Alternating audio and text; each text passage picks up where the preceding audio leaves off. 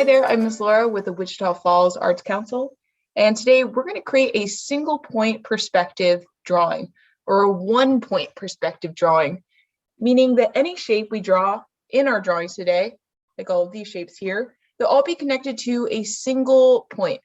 This single point is located in the very center of my paper, so if I were to look very closely, it's a little difficult to see with all the lines, but everything meets at that point. This is the practice drawing that we'll do. So we'll go over 4 different types of things that we can connect to our single point. So we'll do a closed shape where it has this plate on top. We can't see inside of it. We'll do an open shape or a tube where we have the idea that we can see inside, right, because of these lines. We'll do an open tube with a border. So that's this little edge around here. And then we'll also do a cluster of shapes so that we learn what to do when we want to put shapes in front of and behind each other and still connect them to our single point. So here are some drawings using what we learned in our test drawing. And so we have a star, and we're only using shapes with straight sides today. So they're all going to be polygons. So if we look, there are no curved lines, and we're doing this so that we can create corners. And all of these corners get connected to our single point. And it's easier to see where to connect or which parts of our shapes to connect when we have corners and we know, oh, we're going to connect every corner to our single point. So we have some closed shapes, and we also have some open tubes on this one where we could see inside of both of these. Here's one with a variety of shapes. So we have this pentagon here, and it has a border, and it's also a tube. So we can see partially inside of it. Same thing with this house and this triangle up here. And then we have some closed shapes where we can't see inside because they have a plate on top, and some shapes with some convex and concave angles. And they're all connected to a single point in the center. This one is also a single point perspective drawing, but the single point is down at the bottom of the page. And so this would be using what we learned from making a cluster in the practice drawing, because a lot of these shapes are behind other shapes. They all get connected to this single point. Then we have a giant tube with a border with a bunch of smaller shapes inside of it that have closed tops, and they all meet in the corner at this single point. There's another one that meets in the corner. So this is just tubes within tubes within tubes. And here's another one from the center. So we don't have to use a variety of shapes. These ones are just rectangles. They're all thin rectangles and only rectangles, and they all meet in the center. So I'm going to grab a blank white sheet of paper. I'm going to do the practice drawing first. I do recommend using a pencil so that you can erase if you need to. I'm going to use a marker so that you can see a little easier on camera how to go about the practice drawing. And of course, because I'm only using polygons today and I'm only drawing straight lines, I'm going to use a ruler for every line that I draw today to help me keep my lines straight. The first thing we need to do in our practice drawing is create our point. So this will be the single point that we're going to connect every corner of every shape to. And we're going to start this practice drawing by doing our single point in the middle of our paper. Starting in the top left corner, we're going to do our first shape. And we're going to create a quadrilateral or a 4-sided shape. So that could be a square, a rectangle, a rhombus. I think that's a 4-sided shape. So I'm just going to create a random 4-sided shape. I'm making all of the edges or all of the sides different length. So draw the first three sides, and wherever these two little arms end up, I'm going to connect them to close my four-sided shape.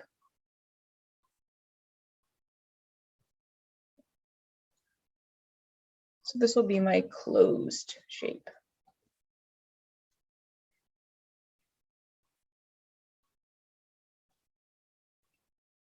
So now I need to start connecting the corners of my four-sided shape to my single point by lining up my ruler with each corner and my point. I'll zoom in. So at no point when we're drawing today are we going to cross over any lines that we draw. So meaning if we have a line and we're drawing another line, we're never going to cross over if we ever meet another line. We're going to stop and either pick up and start somewhere else or just move on to a different corner. And this will be explained a little better in a second. So I'm going to start by going around to each corner and lining up my ruler with each corner and connecting it to my single point. So there's a nice clear path from this corner all the way to my point. So I'm going to take my drawing utensil and draw that line connecting the corner to the point. I'm going to go around. You're going to go around and connect each corner to the point, making sure I'm not drawing over anything, making sure there's a clear path. And then connecting. So I'm going to look at every corner. So these three corners, there's a nice clear path all the way to the point. But if I look at this corner up here, because this is a closed form, I'm not drawing anything on top of my original four-sided shape. So if I were to line up this corner with my point, corners always get lined up with the point, then I couldn't connect a line going from this corner to the point without drawing into my shape. So this corner I don't have to worry about. I've lined it up and there's no way to connect it without drawing in this shape. So I move on. The next shape we're going to do is our open shape or our open tube. And we're going to do that in this top right corner here. So this shape, we're going to make a five-sided shape. So in order to make a five-sided shape, I'm just going to start with one line, one of the sides, and then I will shift my ruler and draw another side. I don't need to create a perfect and equally sized pentagon. I can make some of the sides longer and then shorter. And the first four lines are easy. They can end up anywhere. And all I have to do once I have 1, 2, 3, 4 sides is connect wherever these two little arms end up to close my shape.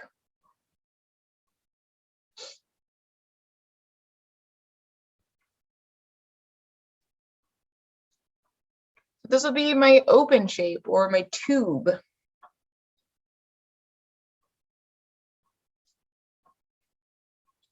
And I'm going to repeat all the same steps that I did for my closed shape to start. So I'm going to go around to each corner and see which corner has a free path all the way to the point.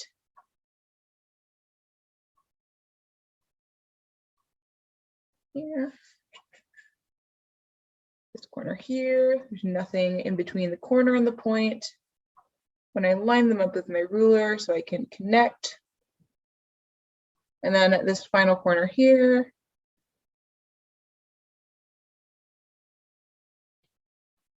so I was able to connect 3 out of my 5 corners. If I line up this one here,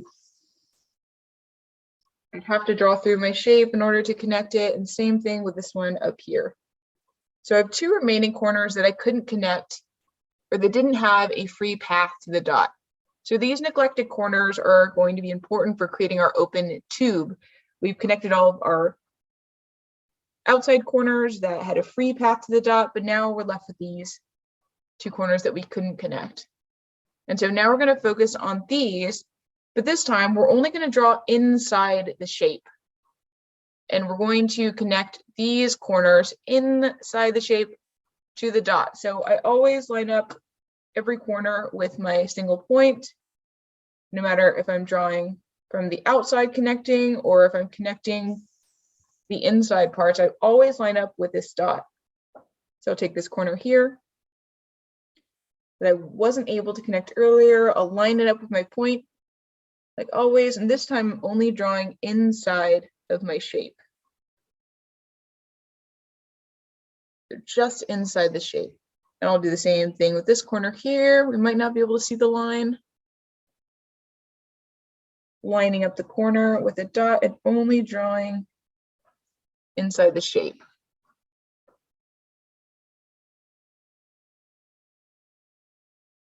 So this is our open shape or our tube.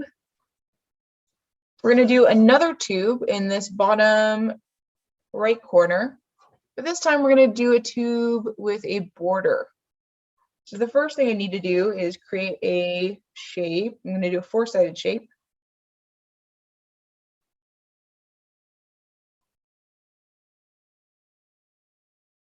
And then I'll create another four-sided shape around it, but slightly larger. This will create the border.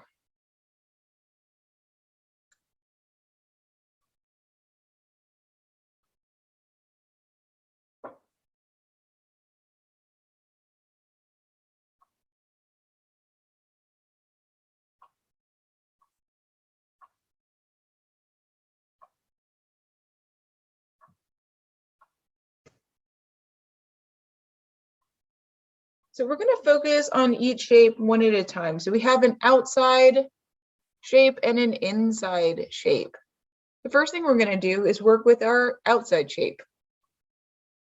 And we're going to treat it like a closed shape where we connect all the corners that have a free path to the point. So nothing in the way. I can connect this corner all the way to the point. This corner here.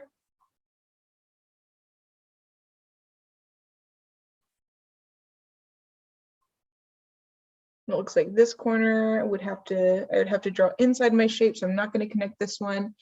Based off of how your shape is angled or rotated, you may be connecting more corners than I am, or fewer, probably more if you did a four-sided shape.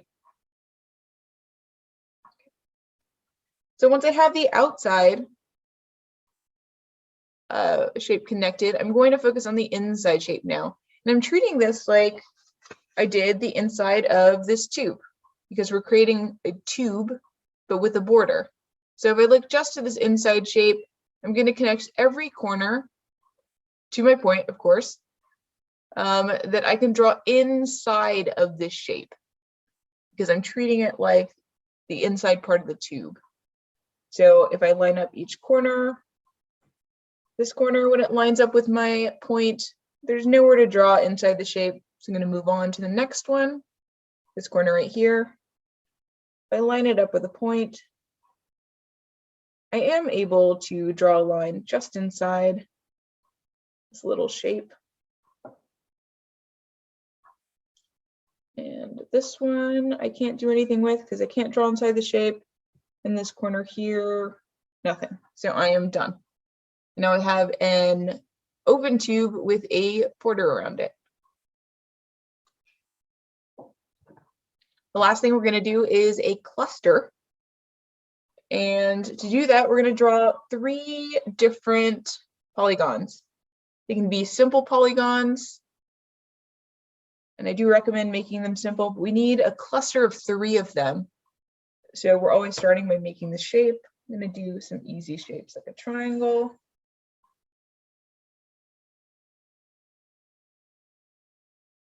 And then I'll put 2 other shapes behind it. A rectangle.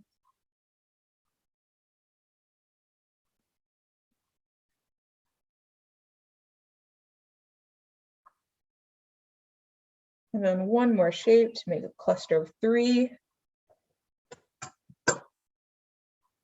Another triangle.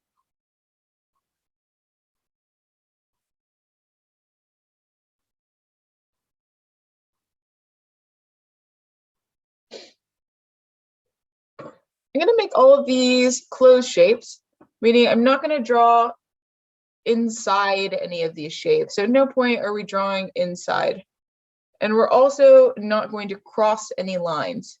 So if we ever get to a point where we meet another line, we're not going to draw through anything. We're just going to stop and then start somewhere else. So I like to look at these corners as individuals and then pick the corner that's closest to my dot to start with. So if I look at all these individual corners on each of these shapes, looks like this one is the closest to my dot. So I'm going to start by connecting this closest corner to my dot, making sure it has a nice free path all the way to the dot or the point. And then I'll move to my next closest corner, which looks like it's on the same shape here, this one right here. And it has a free path all the way to the middle dot, so I can draw and connect all the way. Then I think this little corner here, last one on my triangle, is the next closest. So I will connect all the way to the dot. And then this corner here looks to be the next closest corner, and it has a free path all the way to the dot. So pretty easily just connect it.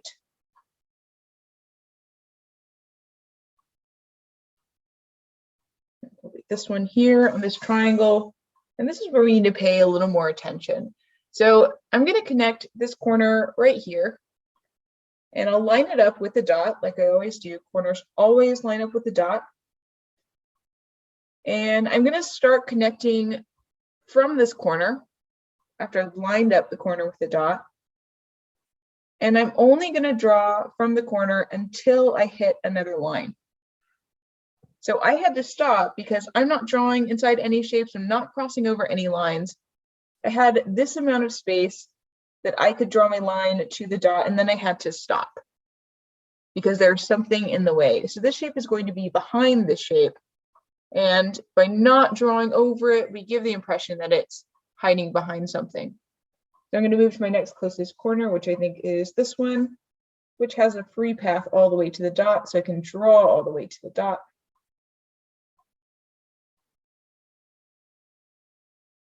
And then this one here is the next closest. I'm going to line it up with the dot, and it's the same as this one here where I can't draw all the way. I'm still going to line it up with the dot, but I do have to stop as soon as I hit another line. And then I'll move to, I think this one is the next closest. And I thought it would have a free path, but it doesn't. I have to stop as soon as I hit this little corner right here. And then I think I have my last corner here. And connect. And stop at this point here because I can't cross over anything. At no point in any of this drawing did I have to cross over a line.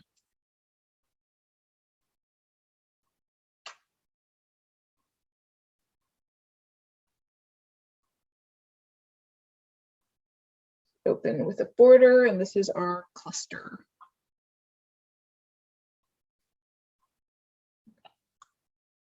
So you can either flip over your page and start on the back. You can continue on with the practice drawing and add some more shapes, maybe even shapes that sit behind.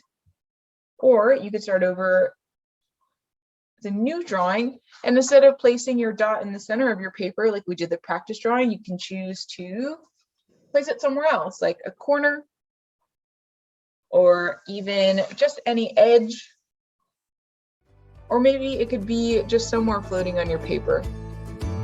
It can be in the center or anywhere else, but all of your shapes get connected to that one dot. Thank you for joining me. Bye-bye.